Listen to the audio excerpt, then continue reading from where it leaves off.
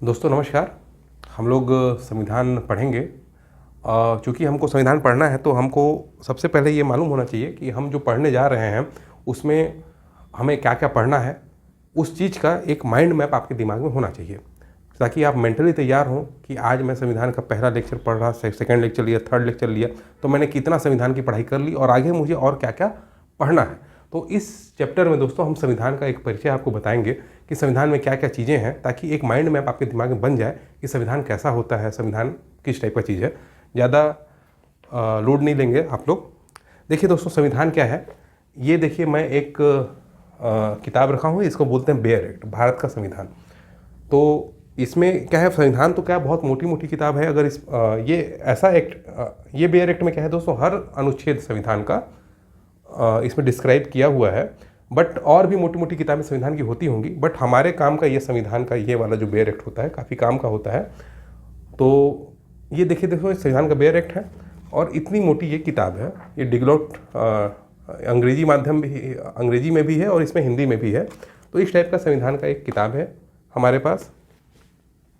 संविधान जो है दोस्तों किताब की शक्ल में है और संविधान में टोटल दोस्तों इस किताब में कितने भाग हैं, 22 भागों में विभक्त है ये किताब। इसमें 12 अनुसूचियां हैं अलग से और 22 भाग जो हैं वो 395 अनुच्छेद में विभक्त है। मतलब पहला भाग होगा, मान लीजिए भाग 1, तो भाग 1 में 1 से लेके 5 तक अनुच्छेद शामिल होंगे, ठीक है। भाग 2 में 6 से लेके 11 तक या 12 तक ऐसा अनुच्छेद शामिल होगा, ठीक है दोस्तों। जब वर्तमान में दोस्तों हमारे पास 22 भाग, हमारे संविधान में 22 भाग, 12 अनुसूची और 395 अनुच्छेद है। लेकिन जब हमारा संविधान लागू हुआ था, जब संविधान शुरू हुआ था, उस समय 22 भाग 8 अनुसूची। देखिए आज वर्तमान में 12 अनुसूची है, जब लागू हुआ था उस समय 8 अनुसूची थी और आज भी कितने अनुच्छेद हैं, 395 अनुच्छेद है।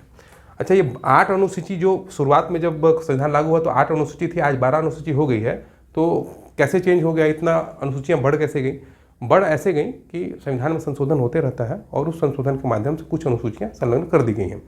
अभी देखिए जाए दोस्तों कि करीब 100 से ऊपर संविधान संशोधन हो चुके हैं और बहुत सारे कुछ भाग, ये 22 भाग है ना दोस्तों, कई भाग और जुड़ चुके हैं। जैसे कि भाग 4 का जुड़ा है, 9 का जुड़ा है और ऐसे ही एक आध दो भाग और जुड़े हैं। लेकिन चूंकि जब ये जुड़ रहे हैं भाग, तो भाग 4 के बाद भाग 4 का बन गया, तो 4 का को अपन अलग से एक भाग नहीं मानते हैं, अपन क्या मान लेते हैं, भाग 4 में ही मान लेते हैं। इसलिए देखा जाए तो आज भी हमारे पास 22 भाग ही हैं। हालांकि ऐसे देखेंगे तो हमारे पास करीब 26 भाग हो चुके हैं, 4 भाग और एक्स्ट्रा, 4 का, 9 का और भी कुछ कुछ हैं उस रूप में जुड़ चुके हैं। सेम बात अनुच्छेदों में भी है। अनुच्छेद में दोस्तों जैसे कौन सा अनुच्छेद जुड़ा है, देखिए एक अनुच्छेद जुड़ा है 51 का। 51 का 42वां संशोधन हुआ था, उससे जुड़ा, और ये क्या था, मूल कर्तव्य था। इसके अलावा मूल कर्तव्य वाला अनुच्छेद था। लेकिन ये क्या हुआ, 51 है, 51 पहले से संविधान में था, हमने बस का लगा दिया उसमें, तो क्या हो गया, उस अनुच्छेद की काउंट हम नहीं कर पाए। अगर इसके लिए हमने कोई एक्स्ट्रा नंबर दे दिया होता, जैसे 395 के बाद अगर हम लोग 396 दे देते तो क्या है, अनुच्छेद की संख्या बढ़ जाती। बट ऐसे अभी भी अनुच्छेदों की संख्या 395 ही है। भले ही हमारे पास करीब 450 अनुच्छेद से ज़्यादा अनुच्छेद अब हमारे संविधान में हैं, बट काउंटिंग कितने की होती है, 395 अनुच्छेद की होती है, ठीक है।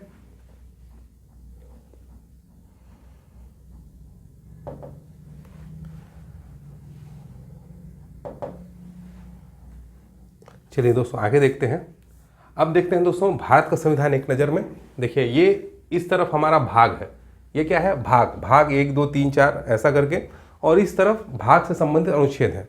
भाग टोटल कितने थे दोस्तों हमारे पास, 22 भाग। कितने थे, 22 भाग थे, पहले पढ़ाया हूँ, देखिए 22 भाग है ना। और अनुच्छेद कितने थे, अनुच्छेद थे 395। तो ये अनुच्छेद यहाँ पे बताते जाएगा किस भाग में कौन कौन से लेके अनुच्छेद हैं। अनुसूचियाँ इसके बाद देखेंगे। देखिए दोस्तों, जो हमारा पहला भाग है वो संघ और उसका राज्य क्षेत्र। उसमें क्या है, संघ और उसका राज्य क्षेत्र है। ये संबंधित अनुच्छेद 1 से 4 तक है। इसमें हम पढ़ेंगे कि भारत राज्यों का संघ है और भारत के बारे में जो उसके राज्यों के बारे में है कौन, वो पढ़ेंगे इसमें। दूसरा है नागरिकता। नागरिकता में हम पढ़ेंगे कि हमारे देश के हमारे देश की नागरिकता कैसे मिलती है, किन लोगों को मिलती है, किस तरीके से नागरिकता एक्वायर की जा सकती है, किस तरीके से नागरिकता छीनी जा सकती है सरकार के द्वारा। ये 5 से 11 में इसका डिस्क्राइब है। मूल अधिकार है दोस्तों भाग 3 में, और अनुच्छेद 12 से 35 में इसका डिस्क्राइब दिया हुआ है। मूल अधिकार, समानता का अधिकार, स्वतंत्रता का अधिकार, समानता, स्वतंत्रता, शोषण के विरुद्ध अधिकार, ये सब हम लोग इसमें पढ़ेंगे आगे। ये सब बस अभी एक ब्रीफ आपको बता रहा हूँ। फिर भाग 4 में है राज्य के नीति निर्देशक तत्व, जो 36 से लेकर 51 तक है। राज्य के नीति निर्देशक तत्व क्या है दोस्तों, कि यह एक गाइडलाइंस है, किसे संविधान के द्वारा एक गाइडलाइन दिया गया है सरकार को, राज्य सरकार को, केंद्र सरकार को, इवन समस्त सरकारी संस्थाओं को, कि वो क्या करें। क्या गाइडलाइन दिया गया है उनको? एक गाइडलाइन दिया गया है कि वो लोग बहुत अच्छे से शासन करें, और उस शासन करने से लोगों का विकास हो, लोगों का हित हो, और वो जो हित संबंधी विषय हैं वो यहाँ पे राज्य के निदेशक तत्व में बताए गए हैं। इसमें क्या क्या बताया गया है? इसमें बताया गया है कि जो राज्य के संसाधन है, राज्य के जो भौतिक संसाधन है, उनका केंद्रीकरण कुछ ही व्यक्तियों के मध्य नहीं होना चाहिए, ठीक है। और क्या बताया गया है कि अनुच्छेद 40 जो है 36 से 51 तक में है, अनुच्छेद 40 में बोला गया है ग्राम पंचायतों का संगठन किया जाए, मतलब ग्राम पंचायत स्थापित की जाए। और अनुच्छेद 43 में कुटीर उद्योगों की स्थापना की बात की गई है, मतलब अधिक से अधिक हमारे देश में कुटीर उद्योग की स्थापना हो ताकि लोगों को रोजगार मिले। ऐसे करके सर बहुत सारे हैं, उसको अपन आराम से देखेंगे, अभी बस आपको माइंड में एक व्यू बनाने के लिए सब चीज़ें हैं। मूल कर्तव्य है अनुच्छेद 51 का में 51 का जो है दोस्तों, ये मूल कर्तव्य देखिए भाग 4 का है। तो ये नया भाग हुआ और ये नया अनुच्छेद हुआ। कब जुड़ा था दोस्तों? 42वां संशोधन हुआ था, उसके बाद ये जुड़ा था 1976 में। लेकिन क्या किया हमने? 51 का बना दिया। इस कारण से इस अनुच्छेद, जो नया अनुच्छेद है, इसकी गिनती हम लोग बढ़ा नहीं पाए। इस कारण से आज भी 395 अनुच्छेद ही हैं जो कि मूल संविधान में थे, और आज भी 22 भाग ही हैं जो मूल संविधान में थे। ठीक है दोस्तों, आगे देखिए, मूल कर्तव्य हो गया। इसके बाद भाग 5 में संघ है, संघ की कार्यपालिका। संघ की कार्यपालिका में देखो दोस्तों, अपन पढ़ेंगे किसके बारे में? राष्ट्रपति के बारे में, ठीक है। संघ की कार्यपालिका किसमें निहित होती है? इसमें हम लोग राष्ट्रपति के बारे में थोड़ा सा पढ़ेंगे, और भी कुछ लोगों के बारे में पढ़ेंगे। संसद के में हम लोग पढ़ेंगे लोकसभा के बारे में, राज्यसभा के बारे में, लोकसभा और राज्यसभा के बारे में, कि लोकसभा के सदस्यों का कैसे चुना जाएगा, राज्यसभा के सदस्यों को कैसे चुना जाएगा, उनको कैसे हटाया जाएगा, ये सब अपन इसे पढ़ेंगे। डिस्क्राइब बहुत सारे इसमें अनुच्छेद हैं, वो सब बाद में पढ़ेंगे।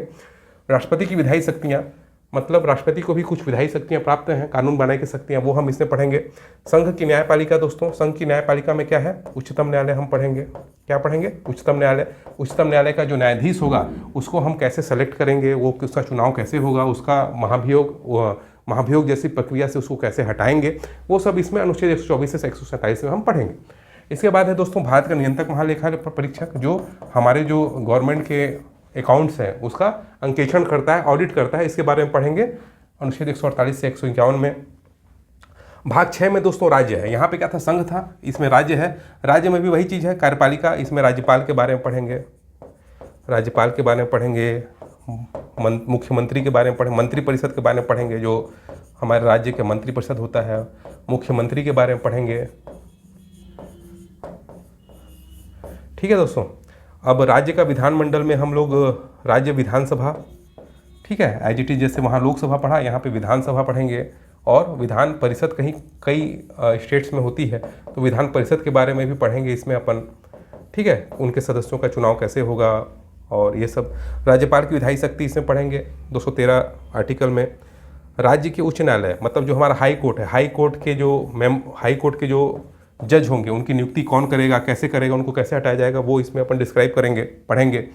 अधीनस्थ न्यायालय के बारे में भी हम दोस्तों इसी खंड में पढ़ेंगे, कि जो हमारा जिला न्यायालय है वो, उसमें जो न्यायाधीश होते हैं उनकी नियुक्ति कौन करेगा, उनको कैसे हटाया जाएगा, वो सब इसमें पढ़ेंगे। ठीक है।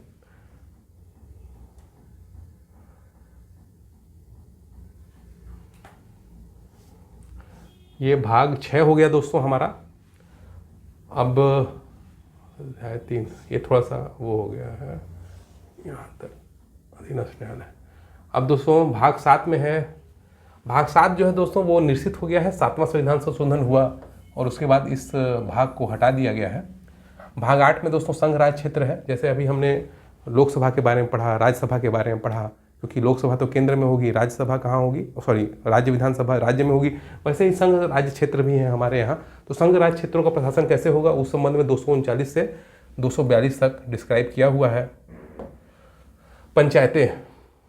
पंचायतों के बारे में दोस्तों 243 से लेके 243 तक अनुच्छेद है। 73वें संशोधन में ये पंचायत में जो इतने बात हुई है, ये 73वें संशोधन में इतने अनुच्छेद हमारे जुड़े हैं 243 तक, ठीक है।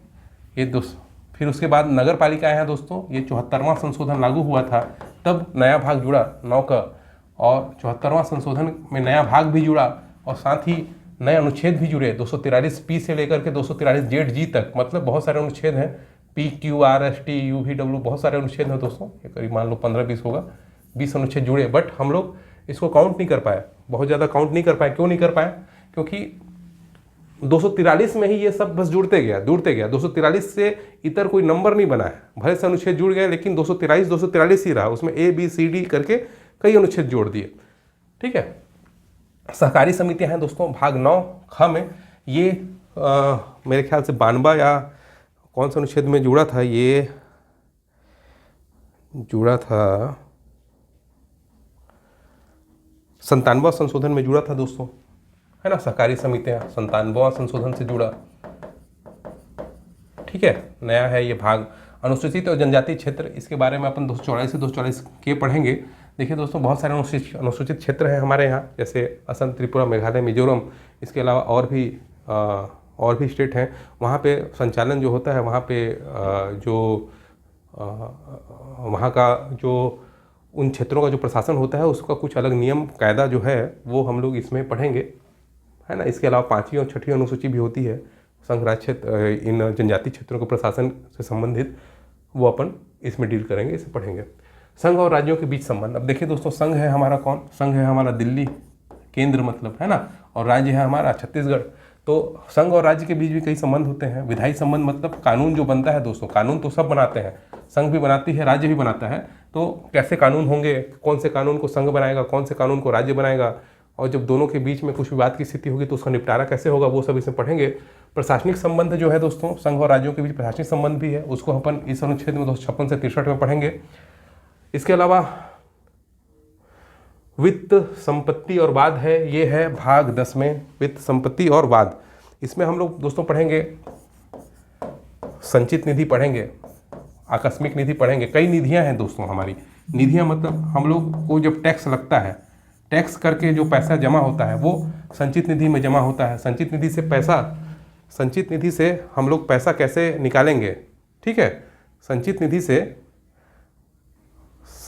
से तो दोस्तों हमारा जो ये खंड है, 12वां खंड है, इसमें हम लोग संचित निधि, आकस्मिकता निधि, ये सब निधियों के बारे में पढ़ेंगे। देखिए, हम लोग बहुत सारा टैक्स पेड करते हैं, तो वो टैक्स एक निधि में जमा होती है।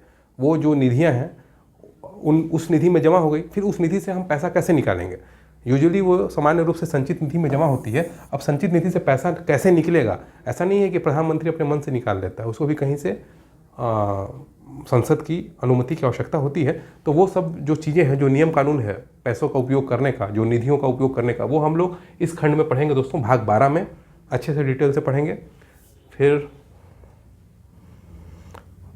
इसी में दोस्तों भाग 12 में संपत्ति का अधिकार है दोस्तों। क्या है संपत्ति का अधिकार? संपत्ति का अधिकार अनुच्छेद 300 का है। ये क्या हुआ था दोस्तों, पहले ये मूल अधिकार में था संपत्ति का अधिकार, बट कालांतर में क्या हुआ, 44वें संशोधन से इसे मूल अधिकार से हटा करके क्या बना दिया गया था, एक सामान्य संवैधानिक अधिकार बना दिया गया, और 300 का नंबर जो है अनुच्छेद, वो संपत्ति के अधिकार से संबंधित है। अब पहले ये क्या था, मूल अधिकार में था, भाग 3 में था, अब भाग 12 में आ चुका है।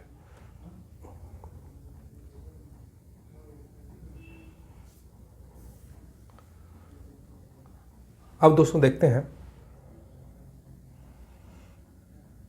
अगला भाग 13, भारत के राज्य क्षेत्र के भीतर व्यापार, वाणिज्य और समागम। अब भैया जो व्यापार करने का जो नियम होगा वो भी इसमें डिस्क्राइब किया हुआ है संविधान में। देखिए, अब उसके बाद संघ और राज्यों के अधीन सेवाएं, मतलब हमारा जो इसमें हम पढ़ेंगे, क्या पढ़ेंगे, संघ लोक सेवा आयोग का गठन कैसे होगा, उसके मेंबर्स कैसे चुने जाएंगे, उनके मेंबर कैसे हटाए जाएंगे, वो सब हम इसमें पढ़ेंगे। साथ ही साथ हम स्टेट पीएससी जो होता है और उसके बारे में भी पढ़ेंगे, उसके मेंबर कैसे चुने जाएंगे, कैसे हटाए जाएंगे, सब कुछ। और इसके बाद दोस्तों ये हो गया सेवाएं वाला खंड भाग 14, ये हमसे संबंधित है, थोड़ा अच्छी बात है, हमसे संबंधित है। देखिए आप लोग गौर कीजिए दोस्तों, संविधान में क्या है, सब कुछ है लगभग। हमारा शासन कैसे चलेगा, हमारा प्रधानमंत्री कैसे नियुक्त होगा, हमारा मंत्री कैसे नियुक्त होगा, हमारा जो लोकसभा का सदस्य है वो कैसे नियुक्त होगा, कैसे उसका चुनाव होगा, कैसे राज्यसभा का जो हमारा राज्य विधानसभाओं में जो हमारे मेंबर्स हैं वो कैसे चुने जाएंगे, हमारा मुख्यमंत्री कैसे चुने जाएगा, सब कुछ हमारे संविधान में है। संविधान क्या है, कानूनों का संग्रह है। और इसी संविधान के बेस पे क्या चल रहा है, हमारा देश चल रहा है। ठीक है, तो इसको तो जानना हर एक आदमी को जरूरी है। ये कोई कंपटीशन एग्जाम वाली विषय वस्तु नहीं है, ये तो एक मानव जीवन अगर यहाँ पे रह रहा है, मानव रह रहा है, तो मानव को मालूम होना चाहिए कि संविधान में क्या क्या चीज़ें हैं, उसको ज्ञान होना ही चाहिए, आम आदमी को भी होना चाहिए। चलिए आगे देखते हैं। भाग 14 क में दोस्तों अधिकरण है, ये भी किसी संशोधन के माध्यम से ही जुड़ा है, भाग 14 क। बट ये मेरे को भी याद नहीं आ रहा कौन से संशोधन से जुड़ा है भाग 14 का अधिकरण। तो बट अधिकरण के बारे में जान जाते हैं दोस्तों। अधिकरण क्या होता है, देखिए वैसे तो न्याय देना किसका काम है, न्यायपालिका का काम है, हाई कोर्ट का, सुप्रीम कोर्ट का, इनका काम है। बट कुछ ऐसे मुद्दे होते हैं जो जिसमें विवाद होता है, जैसे कि मान लीजिए गंगा नदी के या यमुना नदी के पानी को लेकर विवाद हुआ दो स्टेट के बीच में। यमुना नदी दो स्टेट के बीच बह रही है, एक आदमी बोल रहा है कि मैं इससे बांध बनाऊंगा, दूसरा राज्य बोल रहा है तुम बांध बनाओगे तो मेरे को पानी नहीं मिलेगा। तो ये क्या हुआ, विवाद हुआ। अब इस विवाद का निराकरण करने के लिए गवर्नमेंट क्या करती है, कुछ अधिकरणों की स्थापना कर देती है। तो वो अधिकरण कौन से अनुच्छेद के थ्रू बनते हैं, 323 क, ख अनुच्छेद और 14 का भाग में इसका उल्लेख है ना। इसके अलावा और भी कई अधिकरण बन सकते हैं, जैसे कि जो एक हम है, मान लीजिए हमारा है, हम IAS IPS या हम जो राज्य सेवा के जो हम लोग हैं, तो हम लोग को अगर कुछ हमारा विवाद हुआ हमारी सेवा शर्तों को लेके, तो हम लोग क्या करेंगे, हमारे लिए भी एक अधिकरण है, प्रशासनिक अधिकरण बोलते हैं। तो क्या बोलते हैं दोस्तों, प्रशासनिक अधिकरण बोलते हैं। और हमारे पदों की भर्ती, नियुक्ति, सेवा शर्तों से संबंधित कुछ बात होता है तो उसके लिए भी एक प्रशासनिक अधिकरण का गठन इसी अनुच्छेद के माध्यम से किया गया है। और क्यों करते हैं हम इन अधिकरणों का गठन, क्योंकि जो हमारी न्यायपालिका है वो कई मैटर्स जो होते हैं जो इस टाइप के, अब नदी का पानी का जो मैटर है उसके लिए एक अलग प्रकार की एक ज्ञान चाहिए, अलग प्रकार का एक उसमें वर्कआउट चाहिए। तो वो हमारा जो सिस्टम है, जो हमारा न्यायपालिका का सिस्टम है, वो करने में थोड़ा सा असमर्थ होता है, उसके समय का बहुत बर्बादी होता है। इसलिए हम लोगों ने अधिकरणों की स्थापना करना शुरू किया है और ये इस खंड में है। अगला है निर्वाचन।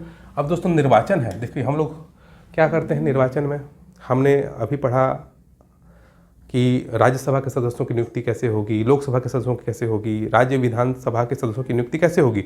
तो कैसे होती है, एक निर्वाचन आयोग होता है दोस्तों, है ना। निर्वाचन आयोग चुनाव कराता है, वयस्क मताधिकार कराता है। तो निर्वाचन आयोग का जो पावर होगा, निर्वाचन आयोग के सदस्य की नियुक्ति कैसे होगी, निर्वाचन आयोग के अध्यक्ष की नियुक्ति कैसे होगी, वो सब के बारे में हम इस भाग 15 वाले खंड में पढ़ते हैं। निर्वाचन आयोग के बारे में, निर्वाचन आयोग के बारे में। ठीक है दोस्तों। अब कुछ वर्गों से संबंधित विशेष प्रावधान कुछ होंगे दोस्तों, जैसे हमारा जो कुछ वर्ग कौन से हैं, मान लीजिए हमारा इसमें ST वर्ग है, SC वर्ग है। तो आप लोगों को मालूम है दोस्तों ST SC लोगों को लोकसभा में आरक्षण है।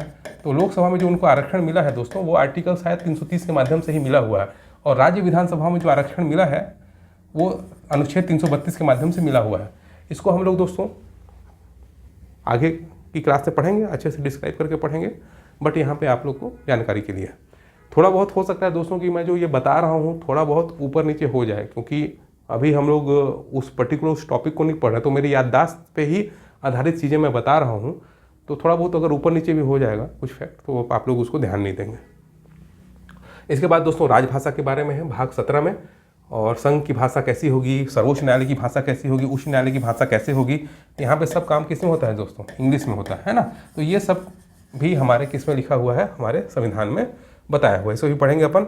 भाग 18 में क्या है दोस्तों, आपात उपबंध है। आपात उपबंध क्या है, 3 प्रकार के हमारे यहाँ आपात लागू हो सकता है हमारे यहाँ। पहला राष्ट्रीय आपात, दूसरा राज्य आपात और तीसरा होता है वित्तीय आपात। ठीक है। तो ये सब के बारे में, आपातकाल कब लागू होगा, किन कंडीशन में लागू होगा, आपातकाल लागू करने के लिए हमको कहाँ कहाँ से मंजूरी चाहिए होगी, वो सब हम इसे पढ़ेंगे। आपात उपबंध में भाग 19 जो है प्रकीर्ण है, प्रकीर्ण में कुछ होगा, छोटा सा है, ये 6 अनुच्छेद हैं इसमें मात्र। संविधान का संशोधन दोस्तों, ये अनुच्छेद 368 में है। अब देखिए, हम तो संविधान के बारे में पढ़ रहे हैं, बट संविधान हमारा बना था, लागू कब हुआ था, 26 जनवरी 1950 को, और उसके बाद आज 70 साल से ज़्यादा समय हो गया। तो संविधान में थोड़ा सा परिवर्तन करने की आवश्यकता समय के साथ पड़ती है। तो संविधान का संशोधन कैसे होगा वो हम पढ़ेंगे इस खंड में, भाग 20 में। ठीक है, किस नियम के तहत होगा, कैसे होगा, 2-3 प्रकार हैं जैसे, वो सब हम पढ़ेंगे दोस्तों, आराम से पढ़ेंगे। ठीक है। अब ये है अस्थायी संक्रमण और विशेष उपबंध, कोई विशेष नहीं है इसमें, इसको भी थोड़ा सा देख लेंगे, कोई बहुत ज़्यादा इंपॉर्टेंट नहीं है, बट इसको, ये हमारे संविधान का भाग है। संक्षिप्त नाम प्रारंभ हिंदी, ये भी कुछ खास नहीं है, 2 अनुच्छेद का है। ठीक है, चलिए दोस्तों, ये क्या हो गया, हमारे भाग हो गए, और हमारी क्या हो गई, भाग के बारे में हमने पढ़ लिया, किस भाग में क्या है, जो हमको आगे के क्लासेस में ये सब पढ़ना है। अनुच्छेद पढ़ लिया। अब थोड़ा सा ये अनुसूची है दोस्तों, कितनी अनुसूची है हमारे पास, 12 अनुसूची हैं। तो देखिए दोस्तों, पहले अनुसूची में राज्य और संघ राज्य क्षेत्र का नाम वाम ये सब है। दूसरी अनुसूची जो है, अब अनुसूची में आ गया है ना, अब भाग चला गया और अनुच्छेद चला गया, अब अनुसूची आ गया है। अब दूसरी इस अनुसूची में क्या है दोस्तों, भारत के राष्ट्रपति राज्यपाल को क्या क्या वेतन मिलेगा, किस टाइप का वेतन मिलेगा, संचित निधि से मिलेगा, किस निधि से मिलेगा, वो सब इसमें है दूसरी अनुसूची में। तीसरी अनुसूची में दोस्तों जो शपथ होता है, कौन संघ का मंत्री कैसे शपथ लेगा, संसद के सदस्य कैसे शपथ लेंगे, कौन संविधान का शपथ लेगा, कौन गोपनीयता की शपथ लेगा। तो शपथ लेने का जो प्रारूप है वो सभी अलग अलग लोगों के लिए अलग अलग होता है। राष्ट्रपति जो है अलग अलग प्रकार से शपथ लेता है, अलग चीज़ की शपथ लेता है, संविधान की शपथ लेता है। वहीं पे जो मंत्री होते हैं वो गोपनीयता की शपथ लेते हैं, पद एवं गोपनीयता की शपथ लेते हैं। तो ये उसमें शपथ का प्रतिज्ञान है, ये शपथ कैसे लेना है उसके बारे में है। इसके बाद चौथी अनुसूची है जो है दोस्तों, वो है राज्यसभा में सीटों का आवंटन के बारे में। ठीक है, राज्यसभा में जो हमारी सीटें हैं वो किस प्रकार से आवंटित होगी, इसमें हम लोग चौथी अनुसूची में इसका विवरण है। 5वीं अनुसूची में है अनुसूचित जाति जनजाति क्षेत्रों के प्रशासन तथा नियंत्रण के बारे में उपबंध है। जो हमारे अनुसूचित क्षेत्र हैं, अनुसूचित जनजाति क्षेत्र, असम, त्रिपुरा, मेघालय, मिजोरम, और हमारा कई ऐसे स्टेट हैं जहाँ पे जनजाति जनसंख्या रहती है, उसके बारे में कुछ विशेष उपबंध होते हैं इसमें। 5वीं अनुसूची दोस्तों, यही है। 6वीं अनुसूची में असम, मेघालय, त्रिपुरा, मिजोरम राज्य के जनजाति क्षेत्रों के प्रशासन के बारे में है दोस्तों। 6वीं अनुसूची बस इस 4 राज्य के जनजाति क्षेत्रों के प्रशासन के बारे में है, जबकि जो 5वीं अनुसूची है वह इन 4 राज्यों को छोड़ के दूसरे राज्यों के लिए है कि जनजाति क्षेत्रों के प्रशासन के बारे में है। ठीक है। 7वीं, इसके बाद दोस्तों 7वीं अनुसूची आएगा। 7वीं अनुसूची में क्या है, संघ सूची, राज्य सूची और समवर्ती सूची के बारे में बताया गया है। संघ सूची, राज्य सूची और समवर्ती सूची क्या होता है कि संघ सूची वह है, इस सूची में क्या होता है दोस्तों, वो विषय आते हैं जिनमें संघ मतलब हमारा केंद्र सरकार कानून बनाता है। राज्य सूची में वो विषय आते हैं जिसमें हमारा राज्य सरकार कानून बनाती है। समवर्ती सूची में वो विषय आते हैं जिसमें दोनों सरकारें, केंद्र सरकार और राज्य सरकार दोनों कानून बनाती है। और ये हम लोग इसमें 7वीं अनुसूची में पढ़ेंगे, और इसमें जो भी बातें होंगी डिटेल्स में इसमें अपन देखेंगे। 8वीं अनुसूची दोस्तों क्या है कि जो संविधान द्वारा मान्यता प्राप्त भाषाएं हैं उनका यहाँ पे वर्णन है। अभी वर्तमान में बोडो, डोंगरी, मैथिली, संथाली को 2003 में 92 संशोधन से जोड़ा गया है। कुल मेरे ख्याल से 22 भाषाएं हो गई हैं, वर्तमान में 22 हैं, पूर्व में 14 थी। बस इसको अपने को देखना है 8वीं अनुसूची में। 9वीं अनुसूची जो है दोस्तों, ये 9वीं अनुसूची मूल संविधान में नहीं थी, मूल संविधान में तो सिर्फ 8 अनुसूचियाँ थी। 9वीं अनुसूची कब जोड़ी गई, पहला संविधान संशोधन हुआ दोस्तों। कौन सा संशोधन, पहला संविधान संशोधन हुआ और 9वीं अनुसूची जोड़ दी गई थी। कौन से संशोधन में, फर्स्ट संविधान संशोधन में।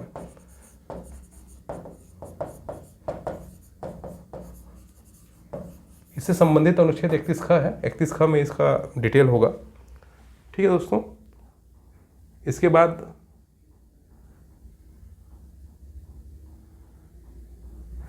आगे देखते हैं 10वीं अनुसूची। 10वीं अनुसूची क्या है दोस्तों, ये 52वें संशोधन अधिनियम के तहत 1985 में जोड़ी गई। और ये क्यों जोड़ा गया दोस्तों, होता क्या था कि 1985 के आसपास क्या होता था, ऐसा संभावना व्यक्त हुआ कि कई जो हमारे मेंबर ऑफ पार्लियामेंट हैं, मतलब सांसद हैं, वो लोग क्या है, या फिर हमारे राज्य विधानसभा के सदस्य हैं, वो लोग पर्टिकुलर किसी पार्टी, मान लीजिए कांग्रेस से चुन करके आए, और उसके बाद उन्होंने, वो लोग, कई लोग क्या करते थे, कांग्रेस से चुन के तो आ गए, बट फिर बाद में क्या होता था, कोई दूसरी पार्टी ज्वाइन कर लेते थे। तो इससे क्या होता था, कई प्रकार का संतुलन बिगड़ता था, राजनीतिक संतुलन। तो इस पर रोक लगाने के लिए ये 10वीं अनुसूची जोड़ी गई 92 संशोधन अधिनियम के द्वारा। और इसके बारे में जो भी चीज़ें हैं, नियम कायदे, वो बाद में पढ़ेंगे दोस्तों, अभी तो बस एक ब्रीफ ले रहे हैं अपन। इसके बाद देखेंगे दोस्तों 11वीं अनुसूची। 11वीं अनुसूची 73वें संशोधन के द्वारा जुड़ी थी, और 73वें संशोधन के द्वारा जो पंचायत है, ग्राम पंचायत, जनपद पंचायत, जिला पंचायत, इन पंचायतों को क्या क्या कार्य करने हैं, वैसे 29 विषय संविधान में जोड़े गए थे। और इन 29 विषयों को डिटेल में हम लोग बाद में पढ़ेंगे, जब हम लोग इसका क्लास अलग से लेंगे। फिर उसी प्रकार से 12वीं अनुसूची जो है दोस्तों, वो 74वें संविधान संशोधन से जुड़ी 1992 में। और इसमें भी क्या है कि नगर पालिकाओं को कुछ विषय दिए गए, 18 विषय दिए गए, जिसपे उसको काम करना था। और नगर पालिकाओं को कुछ शक्तियाँ दी गई, प्राधिकार दिए गए, जिम्मेदारियाँ दी गई, क्या क्या दिया गया, क्या क्या जिम्मेदारियाँ उनको दी गई, वो सब भी हम बाद में जब डिटेल से इसका अध्ययन करेंगे तब पढ़ेंगे। तो अभी तक दोस्तों जो मैंने पढ़ाया है आज के क्लास में बस एक व्यू बनाने की कोशिश की है कि आप लोग को आगे क्या क्या पढ़ना है। और इसी पैटर्न में दोस्तों हम लोग आगे अपनी आगे की क्लास करेंगे। चलिए, आप लोगों को बहुत बहुत धन्यवाद। Thank you very much.